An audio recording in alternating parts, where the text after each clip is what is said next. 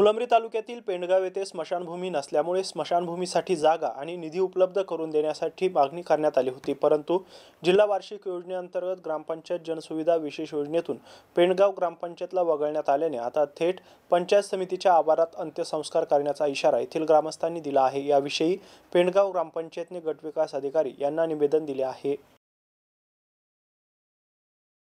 पेंडगाव येथे स्मशानभूमीसाठी 20% रक्कम संबंधित विभागाला देण्यात न आल्याने जिल्हा वार्षिक योजनेअंतर्गत पेंडगाव येथे स्मशानभूमी मंजूर करण्यात आली नसल्याचं निदर्शनास आलंय। तालुक्यातील 20% रक्कम अदा करणाऱ्या गावांना स्मशानभूमी शेड मंजूर करण्यात आले आहे। काही ठिकाणी तर सुशोभीकरणासाठी 20 लाखांचा निधी मंजूर करण्यात आलाय। पेंडगाव येथे स्मशानभूमीसाठी शेड मंजूर करण्यात आला नाही। तालुक्यातील 13 गावातील स्मशानभूमी शेड आणि सुशोभीकरण यासाठी एकूण 1,70,00,000 रुपयांचा निधी उपलब्ध झाला आहे। त्यात आमदार अनुराधाताई चव्हाण यांच्या आदर्श किनगाव येथे स्मशानभूमीसाठी 10 लाख तर सुशोभीकरण करण्यासाठी 20 लाख असा 30 लाखांचा निधी मंजूर झालाय। मात्र पेंडगाव येथील ग्रामस्थांसाठी कुठलीही तरतूद करण्यात आली नाही। यावर संतप्त ग्रामस्थांनी निर्धार केला की पेंडगाव मध्ये भविष्यात कोणाचा मृत्यू झाल्यास त्यावर थेट फुलंब्री पंचायत समिती समोर अंत्यसंस्कार करण्यात येईल असा इशारा पेंडगाव येथील ग्रामपंचायतने दिला आहे। Mahavir Jaiswal, MC news, Phulambri, Chhatrapati Sambhajinagar.